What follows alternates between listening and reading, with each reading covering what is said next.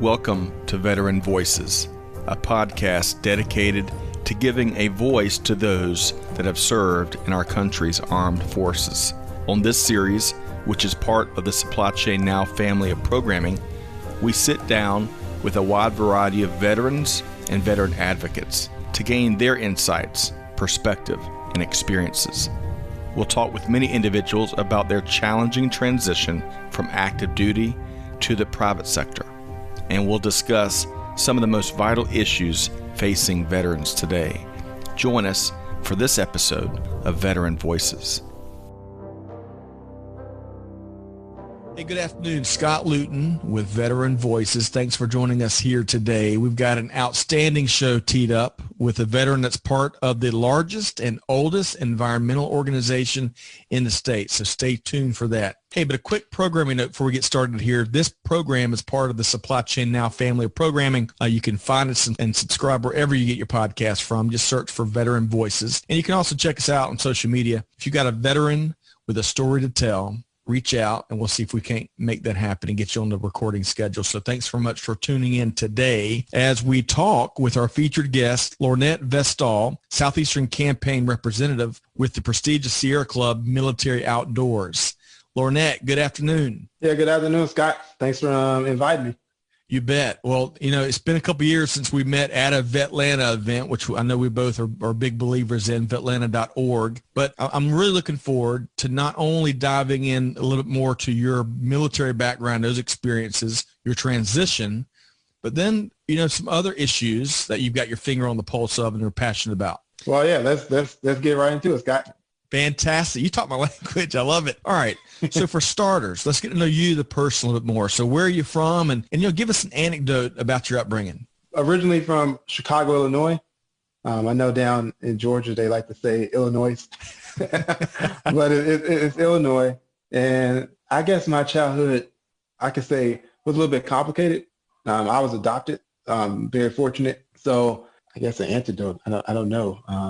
But I guess I can say perhaps family is always been important to me, especially being at a point where, you know, I wasn't with my, you know, family and was adopted by a brand new family, and that became my family. But now I'm connected with biological family and my adopted family. Well, I don't like kind of make those distinctions. They're all just my family. All family.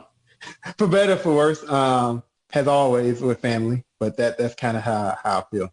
So did you grew up in Chicago then? Yes. Before I joined the military, 17 years in Chicago, Illinois. What an awesome city, world city. You're looking back, what's your, and you live in the greater Atlanta area now, right? Yes, I live in Atlanta, Georgia nowadays with my wife, and I got two vicious beasts named Stella and Mayor. No children, but I'm an uncle many times over. So best thing about that is you can give it, when they start crying or bust their nose or whatever, you can give them back to mommy and daddy. So what was one of your favorite things about growing up in the city of Chicago? One thing I always remember growing up is the city's right on the lake. So when we go visit the lake, it was always like an awesome time because it's just like you go there. And then ironically joining the military and the Navy, to be exact, you know, Lake Michigan, if you're none the wiser, it looks like the sea or something like that. Right. Like, oh, just nothing but miles and miles of water for the far as I can see. And also the cold. And I know that might seem strange to folks down here in Georgia because, like, you know, 30 degrees is cold here. But I think the cold of Chicago, those several months of winter that we have up there, builds a lot of character. And we appreciate the warm weather a lot more.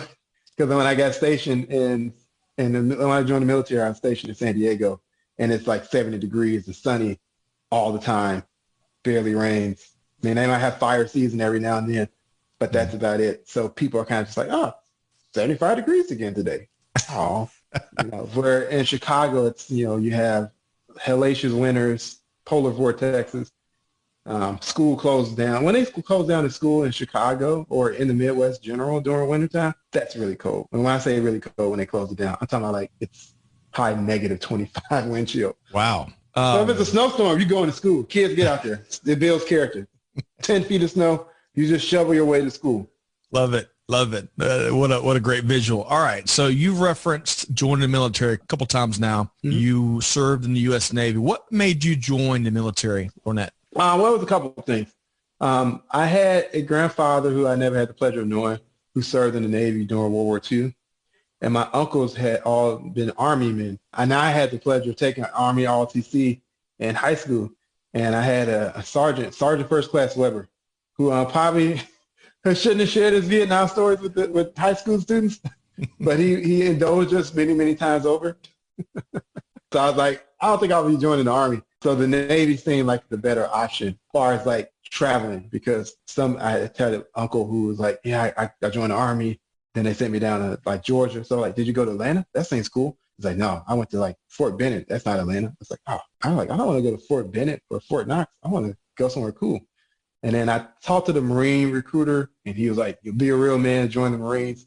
And I thought about all the Sergeant Weber's Vietnam stories. And I was like, the Marines and Army are kind of similar.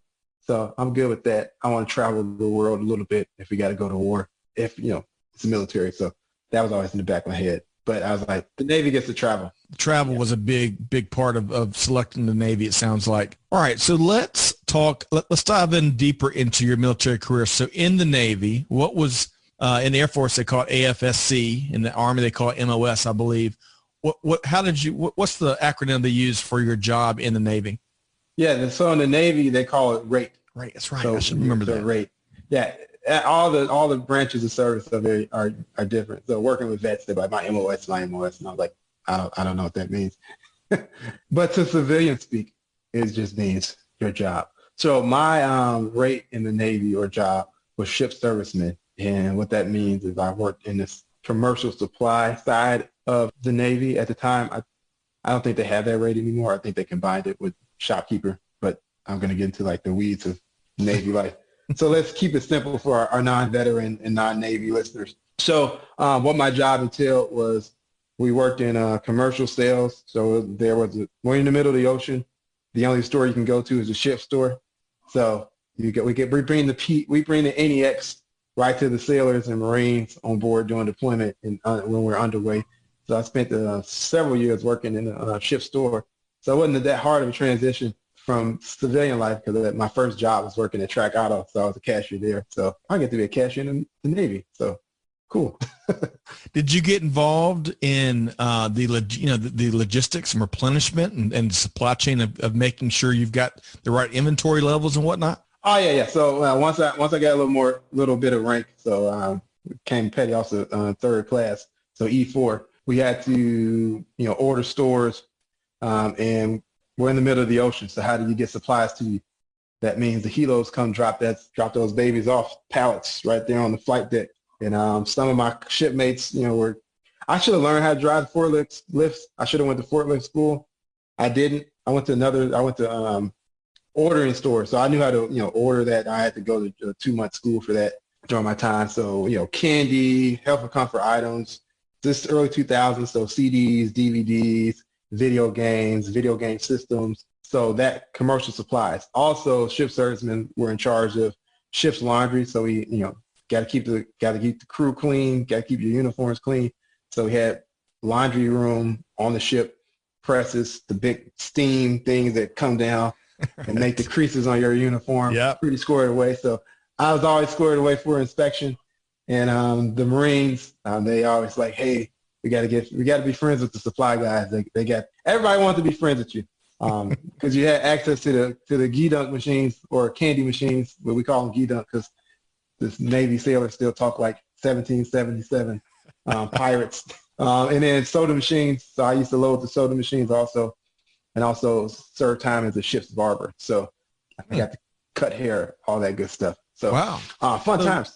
Yeah, very diverse in terms of all the different activities and functions that you served, especially really valuable, I would imagine, in maintaining morale when you're out at sea for months on end and they don't have access to all the comforts we all have here on the civilian side and as private consumers. So what ships did you serve on, Lornett? So I did 4 years, from 2001 to 2005. I served aboard the USS Cleveland.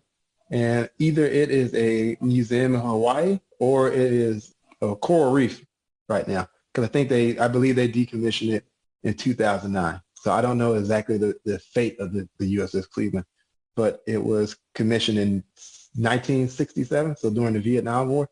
Was that like a frigate? No, it was a land and transport dock, so LPD-7. So what we call it in the Navy is the Gator freighter. So it took on Marines and their equipment, and then we dropped them off, and then they stormed the beach, the beaches.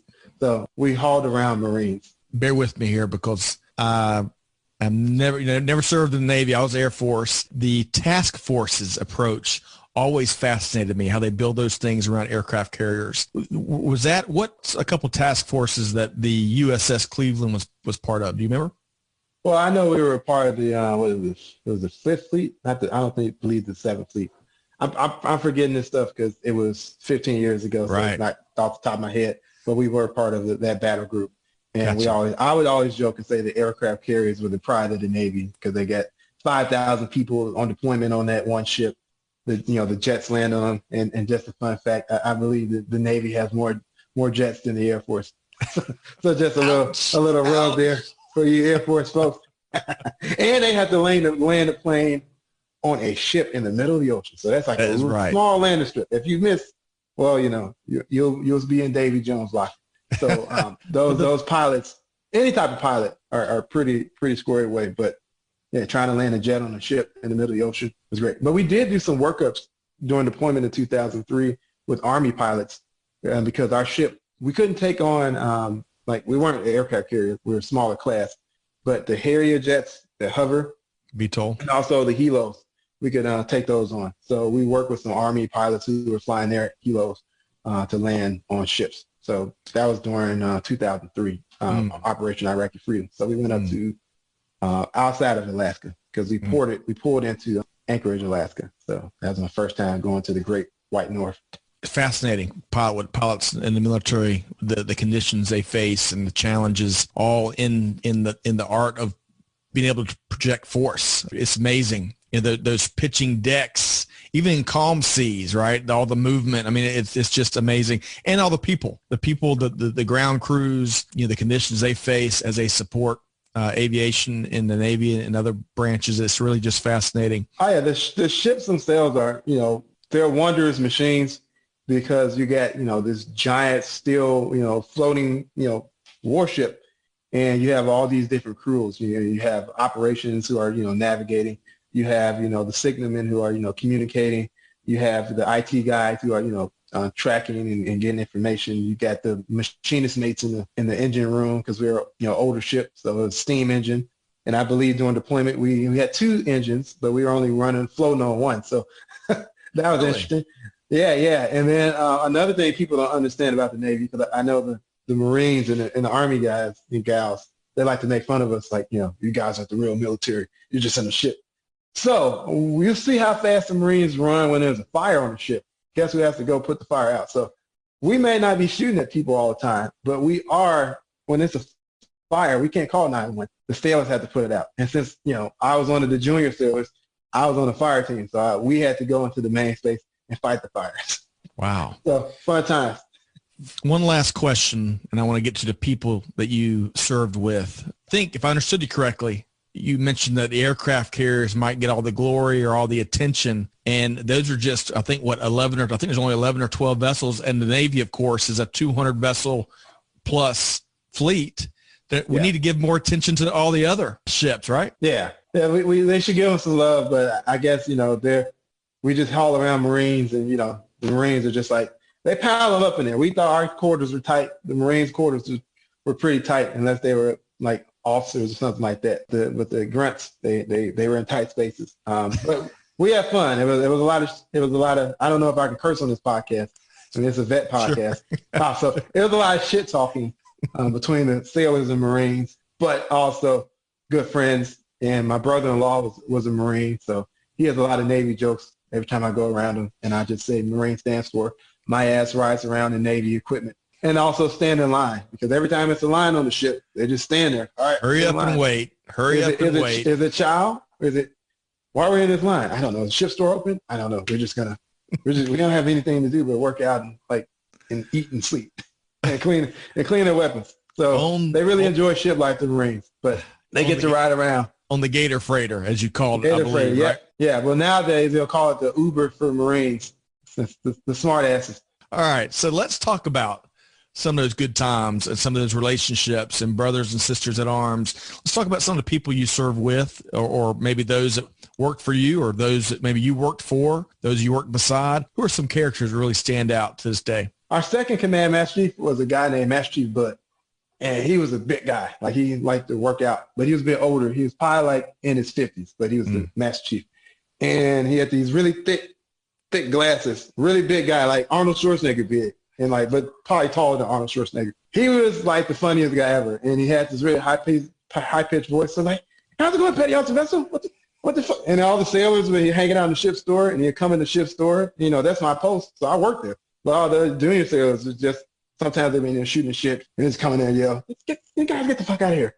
And then he'll come and shoot the shit with me for like an hour or so. So he was a funny guy, and he offered to write me a letter of recommendation once I was getting out. That was Master Chief Bud, is that right? Master Chief Bud, like B-U-D-D. He was hilarious and a good guy. And then we had SH-1 Lee, and he was a character. He kind of looked like Jim Carrey, but with muscles. And you know, I had a shipmate, another guy that I'm still friends with, Johnson, who he did 14 years in the Navy, and he got out a few years ago. He's building jets for Boeing right now.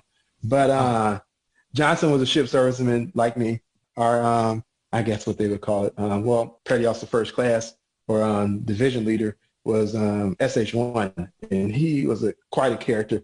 And one time he came in the ship's barbershop to kind of set my buddy Johnson straight, and Johnson was cutting somebody's hair. So the guy in the chair was like, had the barber cape on and all that.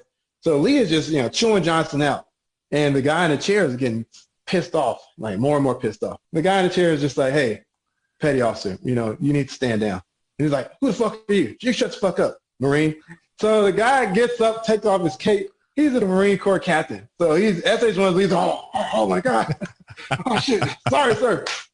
And the one thing you don't want to ever see in your life is a pissed off Marine. So I bet those are the people I want to have on my side, not against me.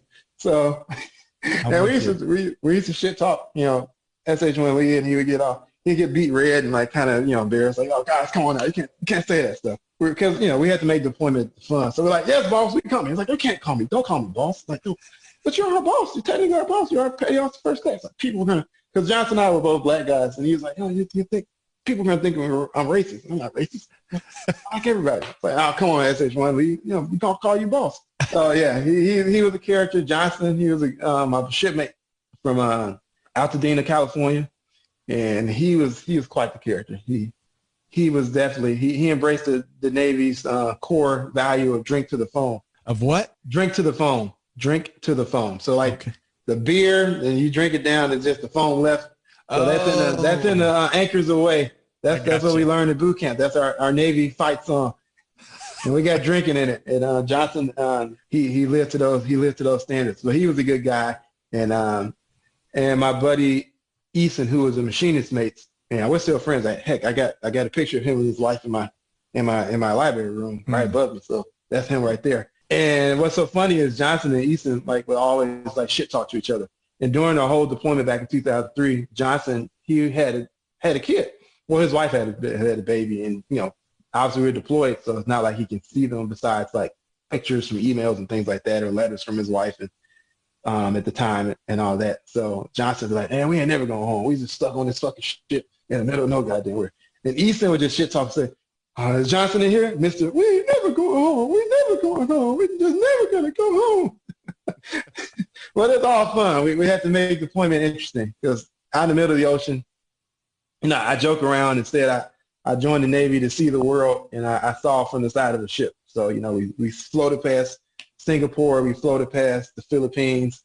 We saw, Bahrain from, not Bahrain, but Kuwait. We saw Kuwait from the side of the ship while the Marines, got off and marched through to get to Iraq.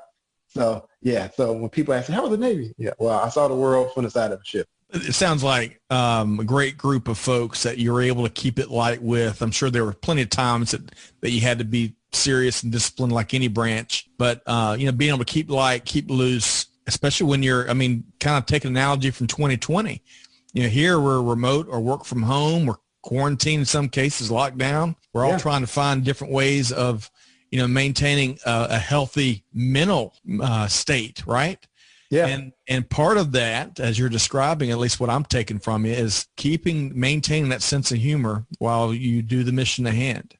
Oh yeah. I forget I forget his name. It was a Marine. Well, we had a few Marines that were pretty awesome. It was a warrant officer. He always would come around and be like, "We all the way up in there." And then we had a gunnery sergeant, McLean, and he was also a big guy who worked out a lot. And he was always like, "Hey, what's going on, Petty Officer Vestal?" And then it was another Marine who was deployed with us. He was a captain. He was a Marine Corps officer, and he took a liking to me for some reason. And he's like, "Petty Officer Vestal, come here." And he's like, "I'm gonna show you the Marine blood choke." So he'll do me, like put me to sleep, and then he'll tell me to do that to him. So I was like, he's like, "Do it." He's like, "Sir, I don't know if I should pretend to be choking you off on the mess deck. There's people around, and I don't seem like I'm attacking a senior officer. Do it, be a goddamn man." Sorry, all right, sir. It's a direct order. So I put him in the blood choke. He's like, "Gotta get it tighter." So and every day he come down, show me a new way to harm someone. And one time SH1 Lee caught me, and he's like, I had him in an arm bar, and SH1 was like, "Oh my God, stop, stand down, Petty Officer." It's like, "No, it's all right, we're just fucking around." I was like, "Hey, it was his idea, Petty Officer." SH1 Lee, it's him. I was just following orders. He told me to put him in an arm bar, in a rear naked choke. I just, hey. Following orders. Following orders. That's right. All right. So let's talk about, I love the characters and love as you describe them, the folks that you served with, a lot of great visuals there. Let's talk about accomplishments, right? And clearly you had a lot of different functions, a lot of different places served, a real meaningful role, especially when it comes to getting the troops what they need supplies wise and maintaining morale. But what do you look back at accomplishment wise and take big pride in? The two biggest things that I got from my time on the ship is, I want to say the first and foremost is just kind of working with folks from so many different backgrounds. So, we had folks who were, Chinese, Filipino, different parts of Latin America, people from Europe, folks from all over the country, people who came from working class backgrounds, rural communities, urban cities, some folks who were well off, who were legacy, like their dad was like an admiral, and they were like an ensign, new to the Navy. It's like, I don't want to follow my dad's footsteps. I'm getting out. But it was an interesting cast of characters and people you met from all different walks of life. And the best thing is just kind of getting to know them a whole lot. So, I remember Petty Officer First Class, who he was a cook, MS1 Ferreira, and he was Filipino, and he kind of he taught me a lot about the history of the Philippines and what went on in Manila and kind of why a lot of folks from the Philippines joined the Navy and kind of what it was like and how it changed. Gave me some history. So, talking about Lapu-Lapu, who was when the year the Spanish first came, they kind of off them because they're like, we don't know who these people are. So it was just a lot of cultural exchanges and learning about different people's culture, background, history. And then I guess the second thing is my last day on the ship, getting discharged. And then, we were out to sea, so they had to fly me out on helo. That was pretty cool. But just earning the respect of my crewmates, because on that last final day, I was awarded the Navy Achievement Medal for the second time around. And then when I was leaving on the flight deck, the air crew, some good friends there, like my buddy Perkins, who rest in peace, he passed away a few years ago from cancer. But they all stood and gave me a salute, and I saluted in the back and got on the helo before I get out. So that was really, proud to see that, I got shipmates, earn their respect. And then, just kind of one of the things I do miss about the military is if you do your job and you do it well, you earn the respect, no matter who you are, what you look like, what your gender is. It's like you bust your ass, you do your job, you earn people's respect. And I think that's something the civilian world can learn about, because it's very different, which I learned when I got out.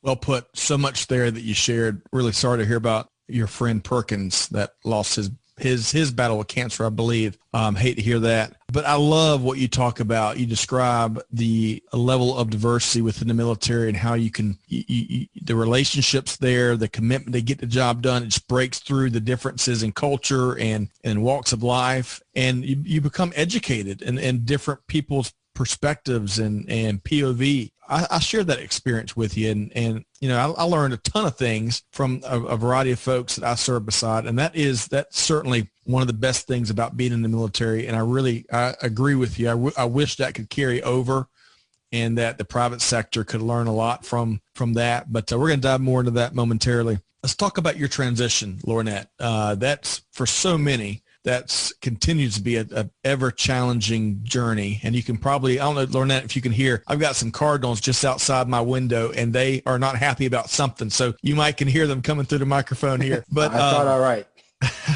Someone's probably a hawk was probably trying to get some of their babies. Atlanta is the city in the forest. So. Yes, it is. All right. So let's talk about your transition. Let's talk about, what was that like? Going through it, how challenging, or how for some folks it's not as challenging. Talk to us a bit about your transition.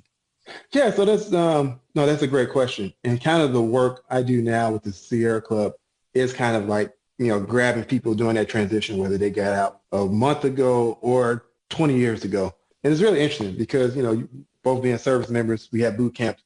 That's 2-3 months, depending on, where you're at, and you have your MOS. That could be anywhere from 2 months to a couple of years, depending on your job, MOS or rate, or whatever you like to call it, depending on your respective branch. But at the MEPS, at least when I got out in 2005, it was a couple of days course. The guy, who was running the course was a former sailor himself. And he's like, you don't have to shave anymore. It's great.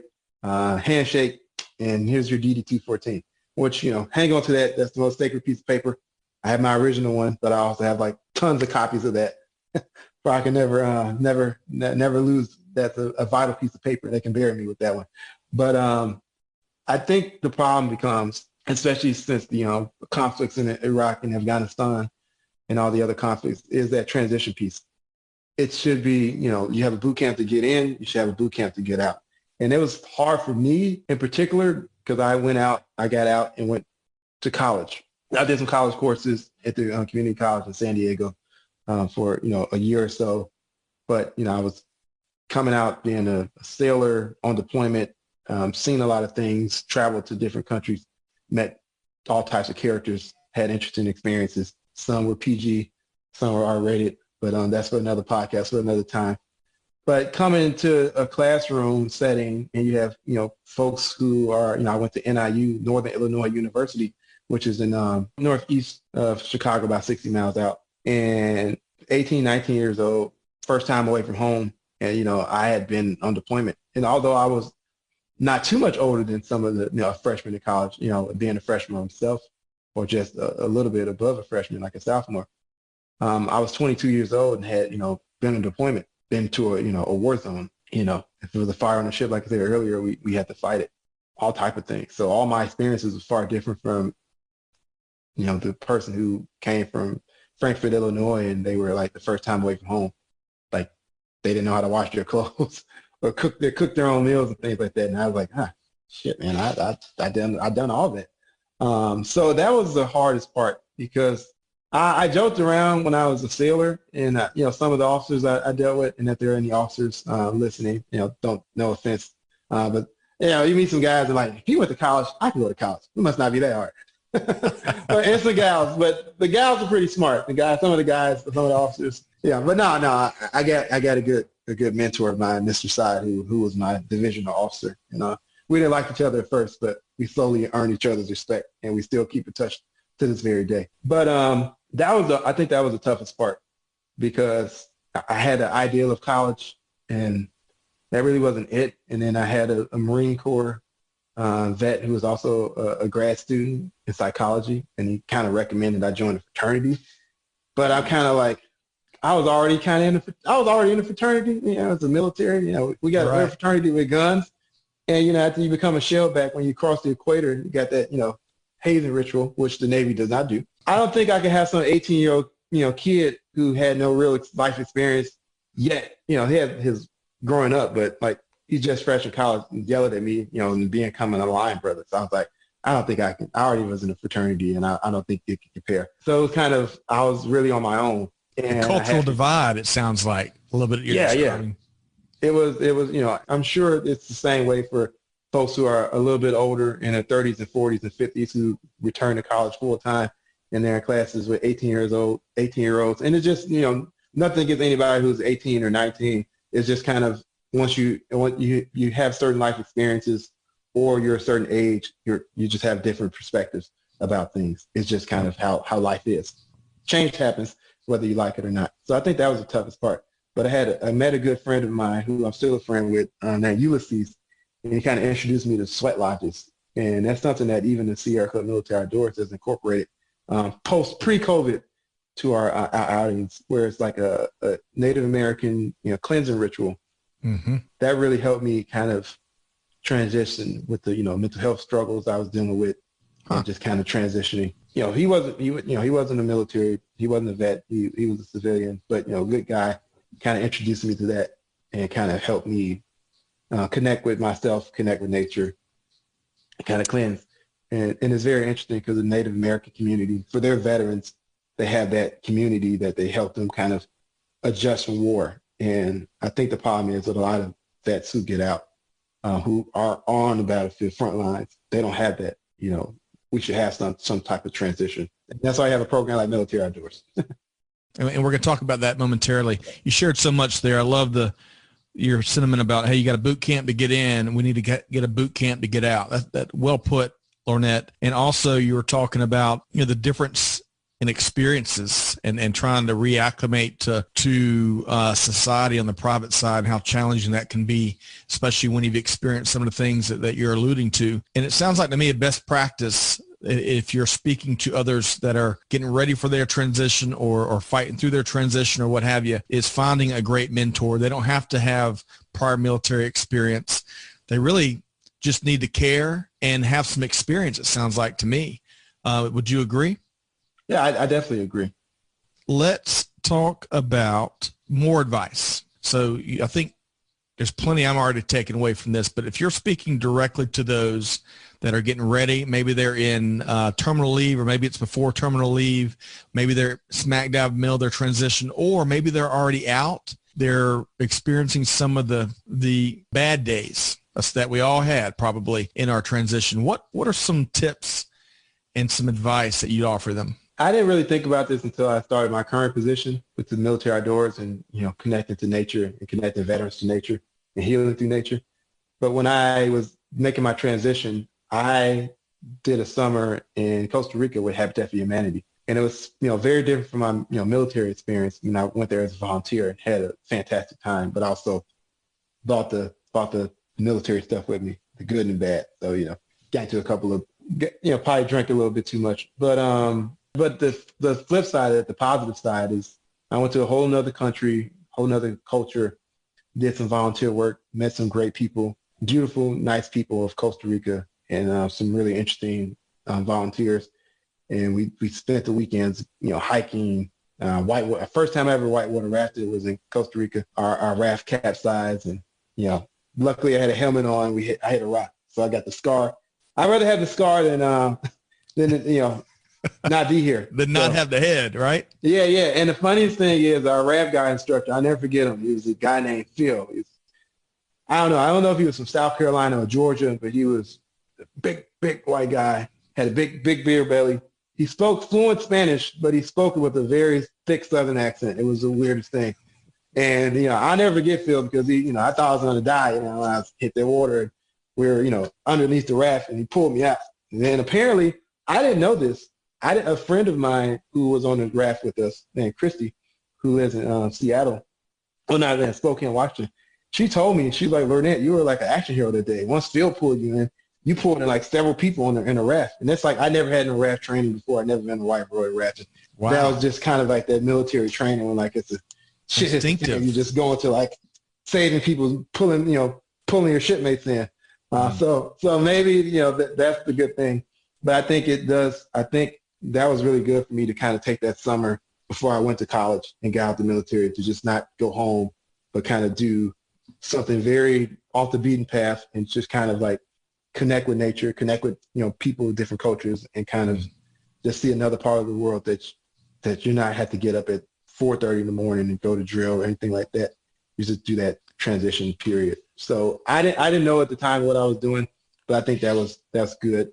And I think the good thing about now, 2020, is when I got out, the only thing I knew about was the VA and Wounded Warrior Project, because I think at that time, 2005, that's probably all there was.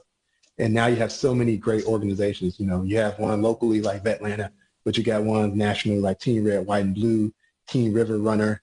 You got Outward Bound, our program, the Military Outdoors, Sierra Club. So you have so many helping veteran programs that can help you transition, and you can find a new crew, a new pack, a new squadron, battalion, division, whatever you want to call it. Flight crew. So on that note, and that is some of the good news here, despite some of the challenging dynamics that remain as it relates to our transition, our veterans transition, it has gotten better, to your point, a lot more resources, a lot more support. Even corporate America has gotten more serious about hiring and leaning in and really understanding veterans and their spouses, right? Because we got to take care of all of them. But if you would speak to one final question about your transition, speak to, veterans, we don't like, and I'm going to generalize here, at least a lot of them that I serve with, we don't like, being vulnerable or being seen as vulnerable or being seen as needing help. Can you speak to that a bit and why it's important that folks need to reach out and get the help that they may need? Yeah, I was one of those people, 2006, just like deployment, fast forward, I'm in college, finals and all that stuff. And I spent like 6 months with insomnia and anxiety. And, it was related to, PTSD and things of that nature. And I didn't know at the time, but I, kind of mustered the courage, and I had a Marine Corps vet who was a psychology major, and he was like, man, come to the Student Resource Center and, talk to somebody. And, he ended up actually being one of my counselors. He was not the official counselor because he was still a grad student, but he worked with the therapist, and we talked, and that really helped me out at that time to, stop my insomnia and kind of focus a lot of things. And I'm grateful to this day that, Francisco was there to help me out. And I think a lot of times we kind of suffer silently because in the military, it's, supposed to be tough and ready to go and always, ready for action. And when you have fun, you have fun. When you work hard, you work hard. But I think nowadays the VA has a better understanding of PTSD, veteran suicide, veteran loneliness, risk for homelessness. And I will say this, the men and women and the people who work at the VA, they understand, and, they're not perfect. No one is, but I think they're doing a hell of a lot better nowadays than when we were in 2005, and also the different resources. So I think the first thing is just recognizing that you have an issue, and that doesn't make you weak. That doesn't make you less of a person. That doesn't make you less of a Marine, Airman, Marine, sailor, that like you're a human being. You have good days and bad days. And if you talk to somebody, don't feel like, you're weak or somehow. And I think what's really cool is the vet centers that are everywhere throughout the United States. So you don't have to go directly to the VA. You can go to the VA adjacent vet centers and seek resources, whether you're a veteran yourself or a military family trying to, help a loved one out. Yep. Appreciate you sharing that, because that is some more good news. The VA has gotten better and better, and kudos to the leadership there that have been driving that change. Still, it's still a journey. No finish line. It's a long way to go. But, right. I think nowadays we're doing a lot better than I hear from the older vets, the Vietnam vets that I had the pleasure to be on the trail with and shoot the shit with. I could tell you a story. John Caravella, he's a vet out here in Atlanta, and he's helped me out a lot. But he has a story about his time meeting some sailors because he was Army, and this is Vietnam. He was like, I went to the officer's little place, and met a Navy vet officer, and he was like, hey, come down to the Navy's officers' quarters or whatnot, whatever they had, hangout spot that the officers had. So I was like, all right. So, the next day he goes there. He's in his, fatigues, dirty, smell like the jungle. And it's like, I get to the, Navy officers, quarters, and, they got jet skis. They got, it's all decadent, the little club they're at. It's fucking fantastic. Very different from what I was doing. So I'm like, you fucking Navy guys. And I'm like, oh, that sounds like Navy officers. Living a high life while everybody else does the work. Good stuff from him. So I appreciate you sharing and really just being transparent about your transition. I think that's going to be helpful to a lot of folks listening and eye-opening for a lot of non-veterans that are trying to understand more of the experiences that many of our veteran brothers and sisters go through. So let's pivot. I hate using such a cliche. Let's transition a bit to what you do now and the great things you're doing with Sierra Club Military Outdoors. So talk about what you do and your role and how you're helping. The Sierra Club Military Outdoors has been around since 2006. And when I joined and started working there in 2016, we were all about big outdoor adventure trips. So you're talking about rafting Grand Canyon, rafting the Green River.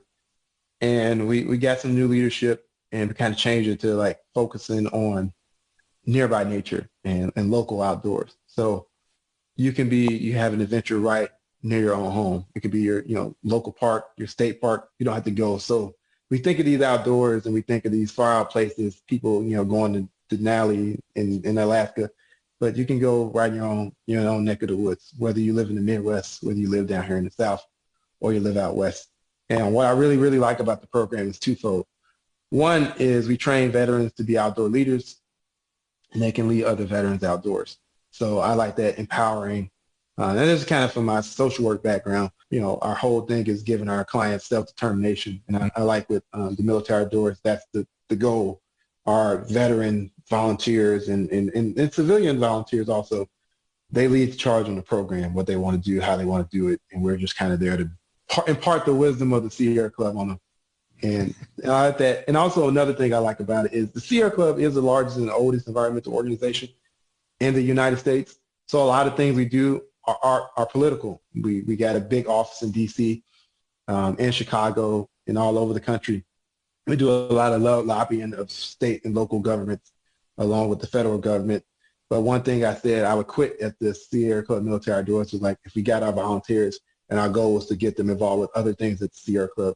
And that was our own main goal. And I was like, they have to want to do that. If they want to get involved with conservation work, that's absolutely fine, but let them decide. If they want to get involved with some of the political work that the Sierra Club does, that's absolutely fine, but it should be up to the volunteers, not up to us trying to recruit them for that. We should recruit them to enjoy, explore, and protect the planet and enjoy the outings and become outings leaders if they choose to, if they want to volunteer in some other type of way, whether that's being a spokesperson, an advocate, or just bringing folks to the Sierra Club Military Outdoors because they had great experiences. That's what I want. I don't want like you have to come to the Sierra Club to become a Sierra Club member and get involved with our political work or our conservation work. The being outside in nature and seeing the places that we need to protect or maintain should be enough to get people to go to that. And we've had some great veteran volunteers who have advocated about preserving wild spaces and also talking about the healing power of nature. So we're really proud about that. We got this Avro bill that just passed, and hopefully if it becomes official, we can do this on a grander scale than what the Sierra Club is capable of. And we get the federal push behind that healing through nature. And we don't want to say that nature therapy is for everybody and that it can replace traditional talk therapy or medicine because those things are needed. But we want to say that this could be a supplement. And what I like with our whole program transitioning from the big rock star trips, what we call them. We still like those, it's fun climbing a mountain or ice climbing or whitewater rafting, but also just being like, hey, you can go to your nearby park or local state park and it's right there and you can take a group of vets and have a good time and enjoy yourself. Getting outside and stepping away from technology devices and email and Zoom calls. No offense to any of those platforms, but man, just take a deep breath and it helps you keep things in perspective at a minimum. So I love to hear some of the neat ways that you and your organization are taking all of those therapeutic effects and tailwinds and helping use that with veterans that are trying to overcome some of these things that you've mentioned. So keep up the great work there. I love that. We'll make sure folks know how to connect with you on all that. But let's keep driving here. I want to dive into the topic of social justice, and we're not going to be able to do it justice in the little bit of time we've got here. Yeah. But I know it's something you're passionate about. I'd love to learn and kind of gain your insights and perspective. Let's talk about your experiences, and let's talk about a few things that we need to change together in the weeks and months ahead. It's kind of interesting because, my first career experience was joining the military, and it's a very, hyper-masculine culture.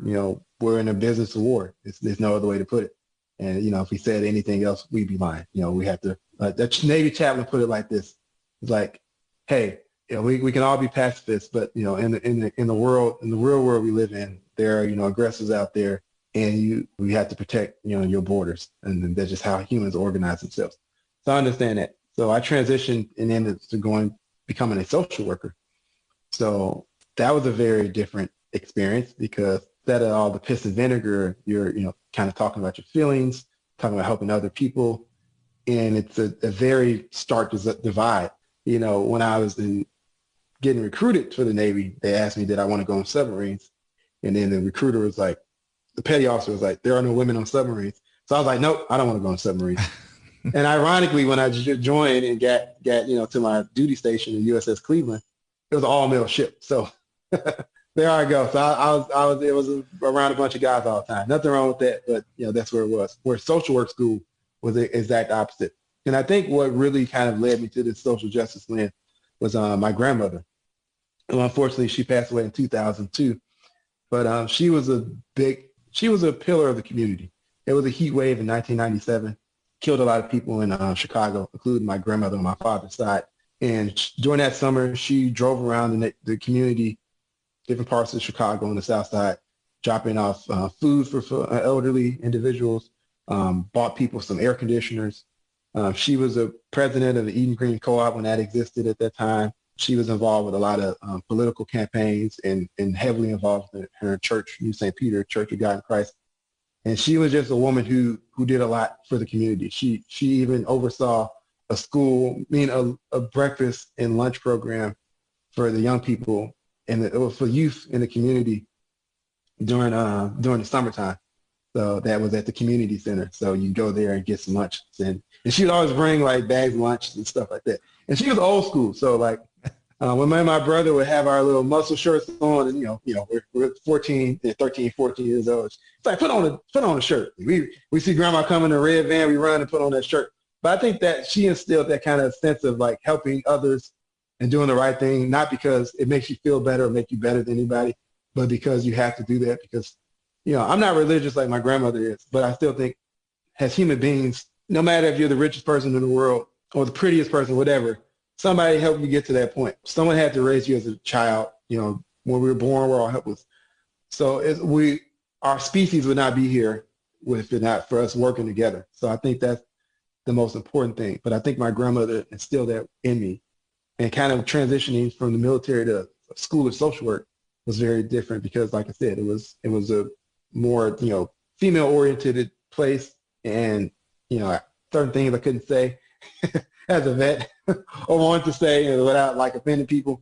But it also made me learn. It made me learn how to, in this work, interact with the opposite sex, and also learn about other communities that I'm not part of. So, I'm a straight guy who is a vet, but I understand that there's, struggles with, the LGBT community, struggles, with the women, and then you talk about race. And one of the big things nowadays is the Black Lives Matter movement, and thinking a lot about that as an African-American male, having that experience, having been, my own self pulled over and harassed, yelled at, had guns pointed at me by, police officers on routine traffic stops.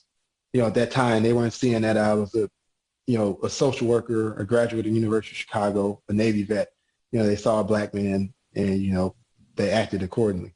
And I wish, in the perfect world, people would just be judged based on who they are and how they interact with other people. But the world we live in, people, how you look, how you identify, who you love, who you're attracted to, those things can be a life or death sentence. And I think that's why it's important to me. Not because I feel like myself as some savior, but, learning about men like Martin Luther King, Malcolm X, women like Ida B. Wells, they all had a sense of it was some unfairness in the world, and they took it upon themselves as private citizens to change things. And one thing is, the veteran community has involved in a lot of these social change movements. People don't know that. Like Cesar Chavez, the great labor organizer from California, he's a Navy vet. A. Philip Randolph, I believe he was an Army vet. A lot of the men and women involved with the civil rights movements, a lot of them were veterans of World War II. So we've always had this sense of service. You know, you serve in the military, you serve your country, but you get out the military, you still want to serve your community. So I think that's an important thing. And I'm be honest, I joined the military, part of the reason to see the world, but also my mom, you know, we came from a working class background. My brother was struggling to try to stay in college. We didn't have money. She was like, I can't afford to send you to college. I don't know what you're going to do. I can't possibly afford college. So my options was, you know, find a job, still work at my same job, or, you know, join the military to get money for college to get that so-called American dream. So that's the reason why I joined. Going back to this notion of service, I appreciate what you shared there. And I think military members and veterans do have a strong legacy of continuing their service even after they kind of hang up the uniform. And our country wouldn't be, well, we got plenty of heavy lifting still to do, no doubt about it. And we'll have to have you back and we can dive deeper into this topic in particular. But I admire the service that you have been continuing since you exited the Navy in 2005.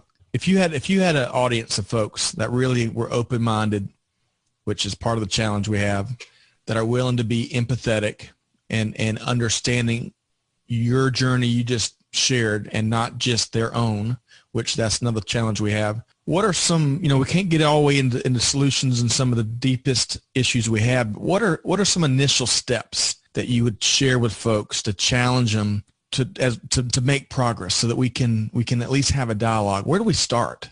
I think sometimes it's those hard conversations, whether it's the friend, the family member, and they say something, that perhaps would be offensive and inappropriate. And I want to kind of dove into this kind of idea of cancel culture. It's not saying that we need to cancel people or anything like that, or just kind of disown them because they're insensitive. It is not about people being sensitive. I'm a vet, you're a vet. We talk shit all the time. It's what we do. But at the same token, it's a difference between, you know, shooting shit, talking shit, and being hateful towards another group of people because they're different from you, whether that's, you know, someone who's part of the LGBT community, whether that's, you know, you're a man and you have a strong dislike of women, which is weird because, you know, we all have mothers. And not only just the fact that we have mothers, but if you're a straight man, you're dating, so most likely you're going to be dating women. So you have to deal with women you date. But I think just kind of challenging those notions, whether you have attitudes about people of different religions, different races, it's kind of having those hard conversations. And sometimes they're not going to go well, but I think that's the first step. And it's not to cancel people, it's to educate them. And it's not in a way, if you come there like, I'm better than you because I feel this way and you don't. It's more coming there like, hey, this is what it is, and we should talk about that. And if I had an audience of people, I'd just be like, even if you never experienced those things, try to put yourself in someone else's shoes. And I think Tupac said something that was really insightful, and he died as a young man. He was 25. But he's like, I wish that all the poor people could switch places for 1 year with all the rich people, and they can see how each other lives, and then go back to that the next year, and we'll see the world completely change. And I agree with that, because sometimes we just can't put ourselves in someone else's shoes until we're in that position. It's powerful. It's one of the most powerful ways to learn and become educated and to see life through other people's lens and experiences and journey. I want to ask you one final question about this. And again, we're trying our best to help facilitate it while we're learning, frankly. I mean, you know, I wish I had a lot more answers, but we're trying to help facilitate some of the at times uncomfortable, frank conversations and dialogue that hopefully we're all filling up those gaps that we all have in our awareness and perspective. What really got me a few weeks back is Brian Arrington, who's with a great veterans group, talked about his experiences. And what really got me was he talked about having the talk with his dad. And I wish more folks would take a minute to understand what he meant and what other people mean about having the talk. So was that a moment that you have that you had in your journey? And if not, or if so, can you share that a little bit? Because I think about bridging perspectives, that really, I think, it should get people's attention. I mean, I've had a lot of tough conversations over the years with different people. Some very heated, some not. I don't think kind of social media is a tool where, people kind of yell at each other or talk over each other.